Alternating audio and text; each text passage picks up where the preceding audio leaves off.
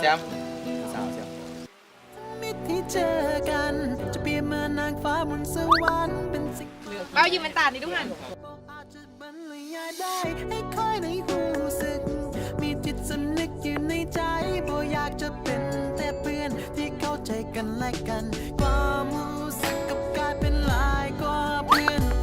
ความรู้สึกนี้เป็นได้แต่ เฮ้ยมันก็ไผ่ มากระมู มันก็มูที่ทางกูอ่ะ ท่ายังมาอยู่ โอ้ มืออื่นมาอยู่หัน มือสุดท้ายมามาแล้วส่วนเลย ชวนได้ไหนล่ะ เอาดูทำไหม เอาเสร็จแล้วเอาเลย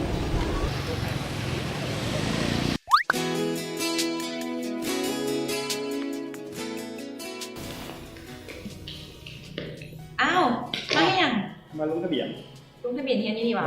เฮียนห้องใดห่าง เฮียนห้อง22นะE2จันทร์พุธพฤหัสถ้าจือบ่ผิดห้องเฮียนห้องมุ้งเดียวกันเลย อ้าวไม่ว่ะ พอดีแหละสิได้เห็นกันตลอดแล้ววันนี้ ในวันที่ได้พบเจ้าจนทั้งวันที่เฮาได้สนิทสนมกัน เฮ้ยแซมเดี๋ยวจอด เอ้าเป็นยัง มันมีโปเกมอน โอ้ยคิดว่าเป็นยัง เลยบึงหน้ากันได้ไหมลินเดี๋ยวโทรศัพท์ คือความผูกพันที่มีนั้นรู้สึกได้ทั้งหักแท้ยิ่งเห็นก็ยิ่งแน่ใจความรู้สึกว่าเขาแค่เท่าใดความรู้สึกว่าเริ่มจากความเข้าใจกลายเป็นความผูกพันในวงเวลาเหล่านั้นมันทำให้เฮาสองคน ถ้าตัวนี้นี่แล้ววันนี้จังใดเนาะคู่นี้มาเป็นแฟนกันแล้ววันนี้ บ้าสิได้เป็นอย่างกัน บักแซมมันคิดอย่างกับเพิ่นละนี่เบิ่งสีน้ำแปลกๆเขาเป็นหมู่มันเขาเบิ่งออกนะ บ่นะบ่มีหยังดอกเป็นหมู่กันซื่อ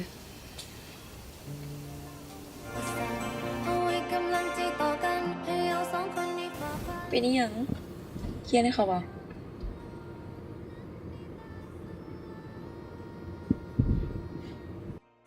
ไม่ได้เป็นยังบ่มียังดอก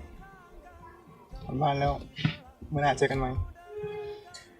โบเห็นบ่เป็นอีหลี เป็นอีหยังบอกเขามาไหม เป็นแฟนกันเนาะ เอ้าก็เดี๋ยวเป็นแต่โดนบ่แม่นล่ะ บ่ได้ว่าที่เฮาได้มีให้กัน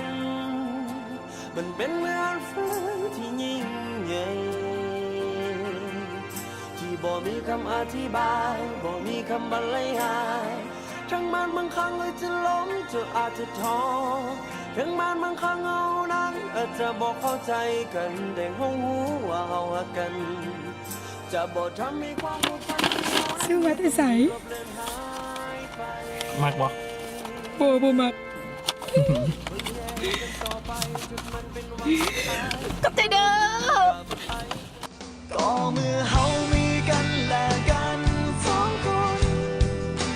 อยู่บนหนทางของหัวใจที่สดใสเมื่อมีภัยคนใดได้เจอทุก เฮ้ยเอาผัวอีกละแม่มูของนะเอาผัวไปอีกละนี่ให้เขาพรีเวดดิ้ง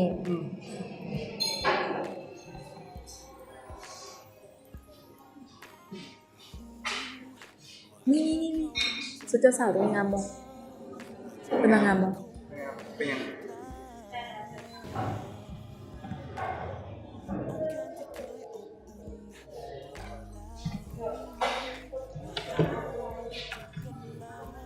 ใส่ได้บ่มีอีกแล้วหอยยิ้มที่แสนอบอุ่นบ่มีแล้วเสียดายสัมพันธ์ดีๆที่มีก็หนี จากวันที่เฮานั้นเคยฮักกันบ่อยากให้มันต้องกลายเป็นความหลังเหมือนจะตาย จากไปแล้วทุกอย่างได้เปลี่ยนไปฤดูใบไม้มันจางสับสนท้องฟ้าสดใสบ่มีความหมายใดๆสิ่งที่ใจของเธอที่ใสที่เคยลึกซึ้งในยามฝนตกเล่นเมื่อฝนมันใจมันหนาวอากาศมันหนาวเขาเพียงใดในใจยังเจ็บยังเหงา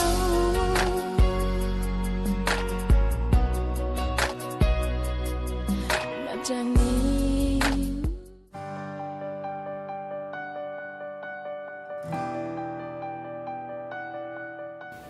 มินี่ขอโทษเด้อที่ให้เพิ่นเสียใจ ที่เขาบ่มีเวลาว่าง มีสายโทรเข้าตลอดเฮ็ดเวียกดึก และบ่มีเวลาให้ย้อนเขาเฮ็ดเวียกเพิ่ม หาเงินเพิ่ม เพื่อจะมาสร้างอนาคตของเฮาโอ้เจ้าหัวหน้าเดี๋ยวน้องออกไปเด้อเดี๋ยวออกไปนอกกันได้แป๊บนึงทุกครั้งที่เพิ่นเว้าถึงงานแต่งบ่แม่นเขาบ่สนใจ เขาเข้าไปซอกข้อมูล ซอกปรึกษาหมู่เฮ็ดทุกอย่างก็เพื่ออยากสร้างให้อนาคตของเราสองคนสดใส ก็เจ้านั้นดีกว่าไผคอยบ่ยอมเสียเจ้าไป มินี่แต่งงานกันเนาะ นับจากนี้จนวันสุดท้ายเสมอต้นเสมอปลายความหักสองเฮาจะเป็นนิรันดร์